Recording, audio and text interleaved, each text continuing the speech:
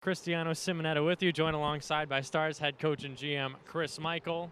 The sound is quiet. It was blasted in Omaha throughout the game. It's finally fixed for this post-game show. Mike's, thanks so much for joining me. A big, big win for you guys here in Omaha tonight. 5-4 victory, 49.8 seconds. Cross Hannes with the eventual GWG. We'll talk about that in a second. But about the adversity that your group went through, not just throughout this entire season, but tonight. You saw it on full display. You'd get a goal, you'd allow a goal, you'll score a goal, you'll allow a goal. As a head coach, what's that like trying to calm down a group of 16 to 20-year-olds knowing that you're in a visiting building, the team is punching back, and the crowd's right behind them too? To tell you the truth, we didn't have to calm them down tonight. And that is a huge sign of growth from a very young group where, you can hear it on the bench. Our leadership group, our young guys, everybody on the bench, every player to a man on that bench took control. And that's something that we've talked about this week, taking ownership in their lives, right, as hockey players and as people.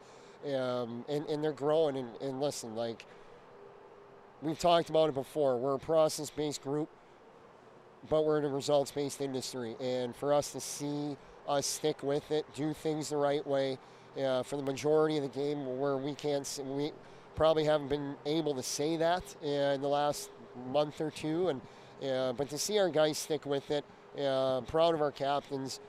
Stanley Cooley, starts with him there, and some guys that might not have letters, and Dom James, Cross Hannes, his challenge was to be that second round NHL draft pick that we had coming in here, and he was the last two nights. So a lot of positives again. And obviously it's a sweet result for us. One of those guys that is trying to find his way in this league in his rookie campaign is Gleb Veremyev. He gets a goal and an assist tonight. What'd you like from number 28? Big power forward. My favorite play of the game was his block shot. He goes down to one knee, takes a one-timer right to the chest, and if you don't know anything about hockey, you don't understand what that does for a bench. When you see a 17-year-old young man lay it down on the line for his brothers that are on the ice with him and that are on the bench, and guys that aren't able to play due to health or whatnot, it means everything. And that's the ownership we're looking for. Those are the little things that it takes to have success, not only at this level, but levels moving on. But, that's a big-time play for him. As he cuts across the blue line there, he has the puck on his hip, eyes are up, and he picks his spot. And it was nice to see him get rewarded on the score sheet. But like I said, the play of the game was his block. Late stages in a tie hockey game, and our young man is putting it, going down on a knee and wearing one right off the heart. I don't know, like that's, as a coach, you can't be more proud of anything but that. In overtime, you guys had the power play with 2:43 left in overtime. Started off a little slow, and then it's Dom James to Cross Hannes.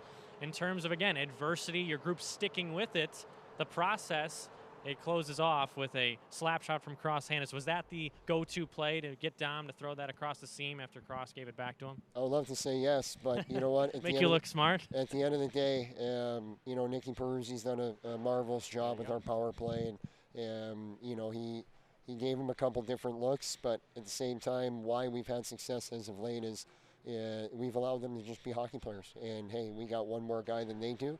Outwork them, outcompete them, and make plays. And that's what you see. Dom, again, has a puck on his hip. His eyes are staring at the net. That seam opens up. Makes a great play there, right to Cross's wheelhouse. And second round NHL draft pick's not missing that. No, he didn't, and you guys didn't miss out on a chance to take 2 points. So 1 point over your rival, but 2 points for you guys in the standings. Now we turn our attention to next week. One final question, Mike's.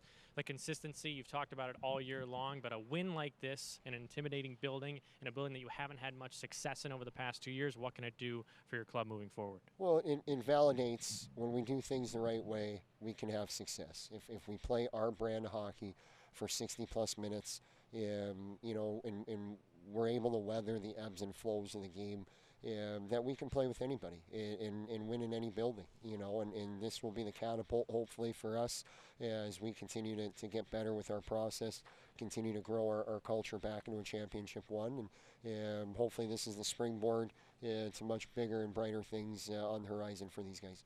Stars head coach and GM Chris Michael. That was coach's comments presented by Southside Auto Tech. Lincoln wins 5-4 in overtime over the Omaha Lancers. Cross Hannes, the game-winning goal under a minute to go, left in overtime on the power play. Next on tap, the Des Moines Buccaneers next week, Buccaneer Arena next Friday. We'll see you then.